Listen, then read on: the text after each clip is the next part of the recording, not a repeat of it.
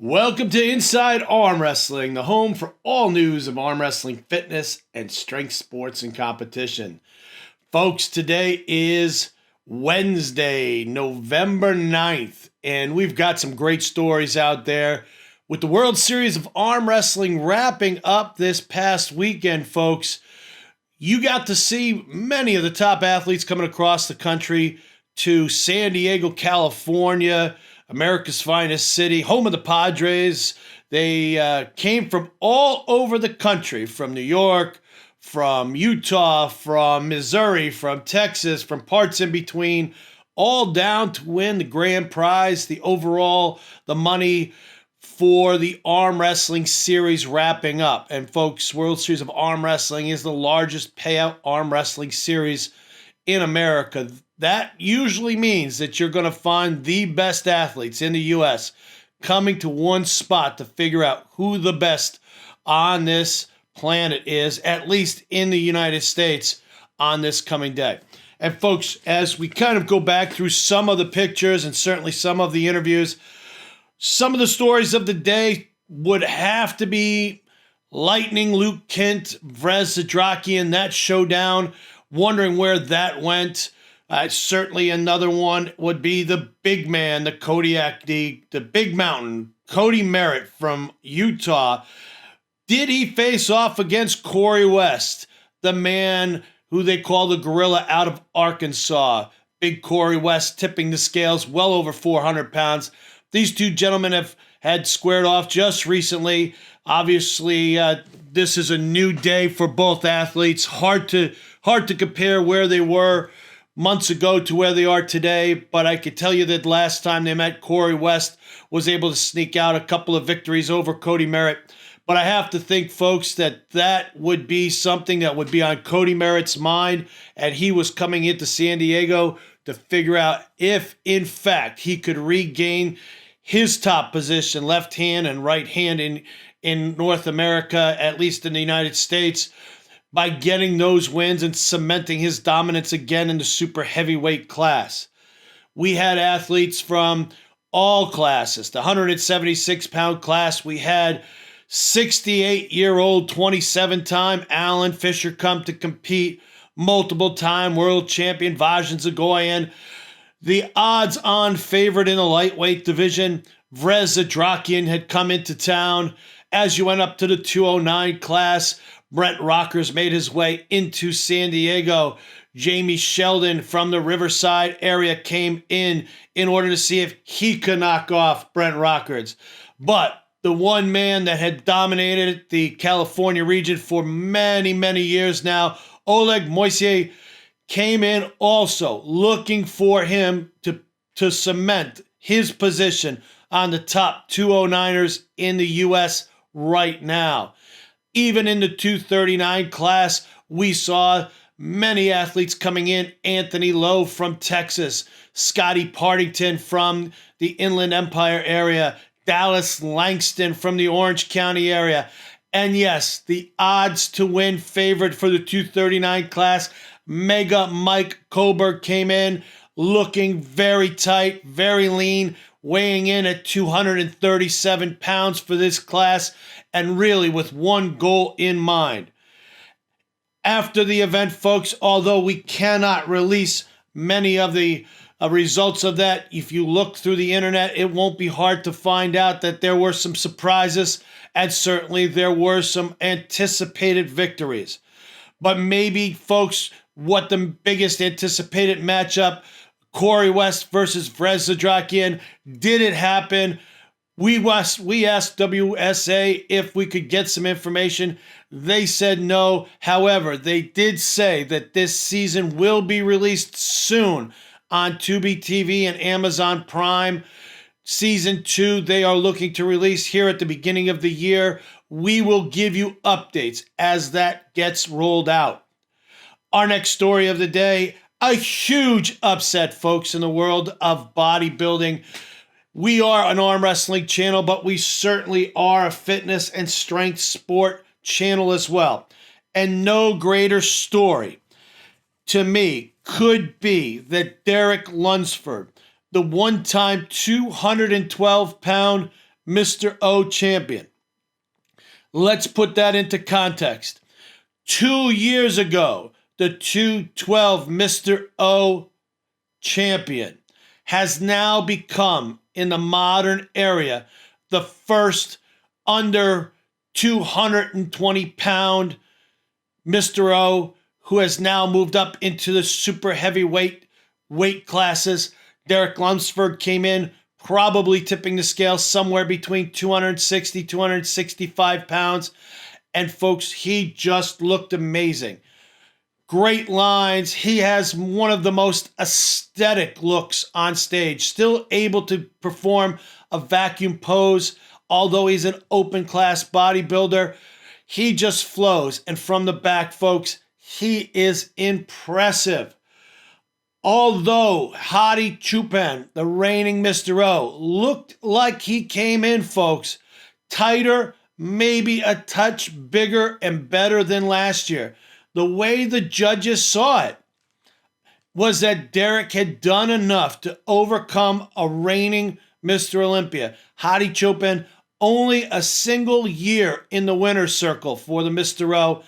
And unfortunately, he has now been relegated down to second place. And a new era of bodybuilding, an aesthetic bodybuilder, a bodybuilder with a lot of mass, a lot of size, a lot of charisma on stage.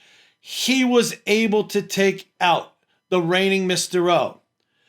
With Samson Dowda coming in third, no real surprise, folks, after many of the top athletes, such as Nick Walker and Big Ramy, had not been able to compete, as well as others that unfortunately had been either injured or, in Nick's case, injured in the hamstring, or were not feeling well, or just had to take the year off.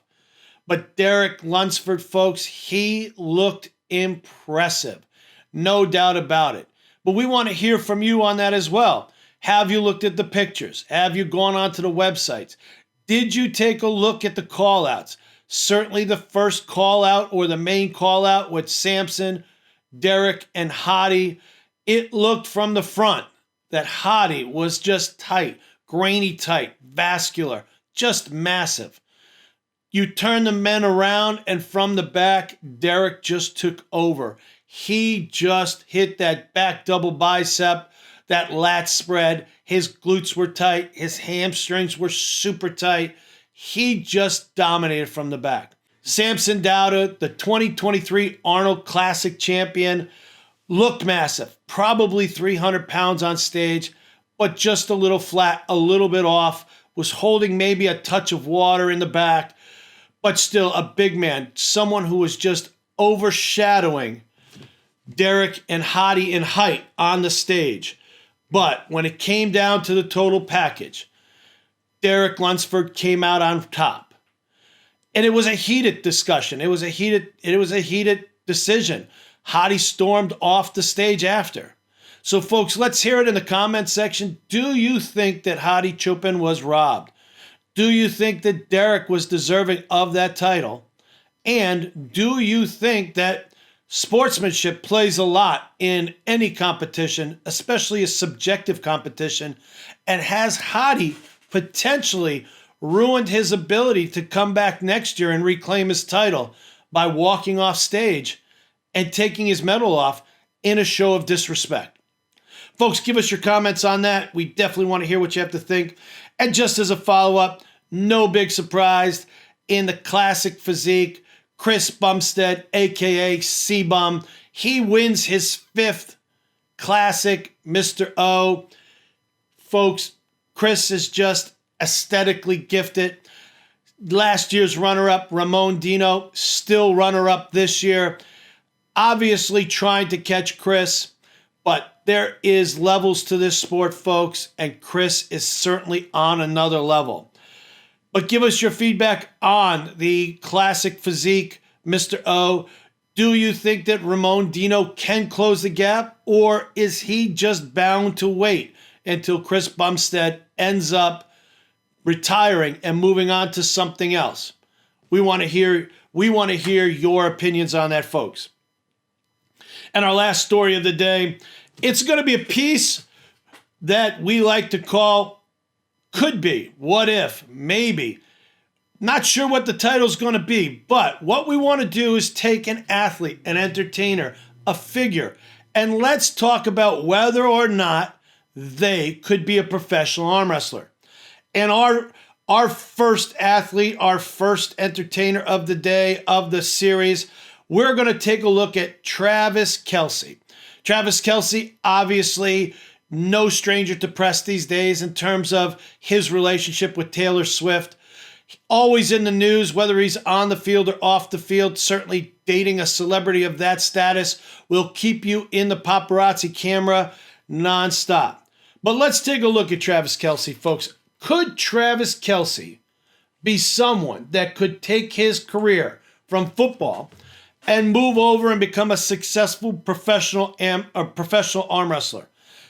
Now, folks, let's be real. He would make millions of dollars on the field on any given season, on any given Sunday. The world of arm wrestling would never pay him what he would make on the field. But the what if is really the fun thought in this game. What if Travis Kelce did decide to start competing and training as an arm wrestler? Let's look at his height and weight, folks. I think that's a telltale sign. His height is 6'5" and listed at 250 pounds on the ESPN website, and he is 34 years old. Let's talk about who that weight and height kind of emulates. If you think about it right now, Devin Lorette, who is going into one of the biggest matches of his life, a retribution match at East versus West against Dennis Saplinkoff. Devin is a 6'5", 6'6" athlete. And Devin right now is stating that he is 255 pounds going into this competition. Travis Kelce, same dynamic of size, almost identical weight, but certainly the muscle tissue and muscle development from a pro football player to a pro arm wrestler is not equal. Football players certainly develop their quads, their hips, their lower body strength. They want to be more agile, more flexible, certainly more fluid in the upper body when you're a receiver. As a tight end, a blocking tight end, and a athletic tight end, Travis certainly is a little bit leaner in the upper body. If you take a look at his profile pictures across the web, he is not really as defined or as gifted perhaps in that bicep to forearm region as a Devin Lorette would be. But it's an interesting proposition because elbow to fingertip size is an amazing statistic, a leveling statistic when it comes to arm wrestling. And if your arm has that genetic gift, big hands, a long reach in terms of elbow to fingertip, you are automatically going to be a bit more successful than someone who does not have those statistical values or advantages and wants to be an arm wrestler.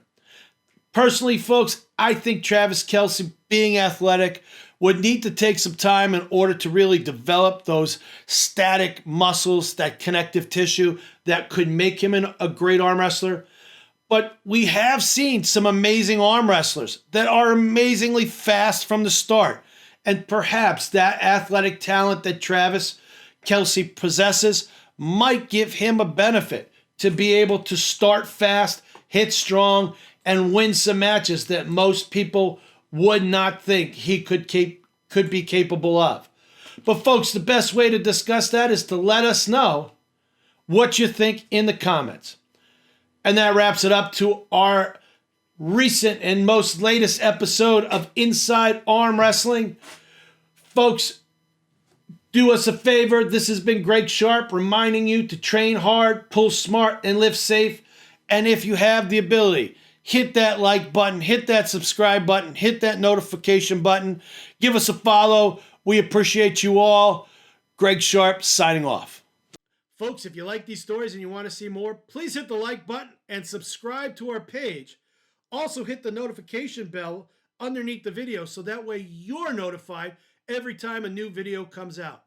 And if you're on social media, specifically Instagram, go to the World Series of Arm Wrestling Instagram page. Please follow it. We'll try to follow you back, but it'll keep you up to date with all of the news and events in the world of arm wrestling.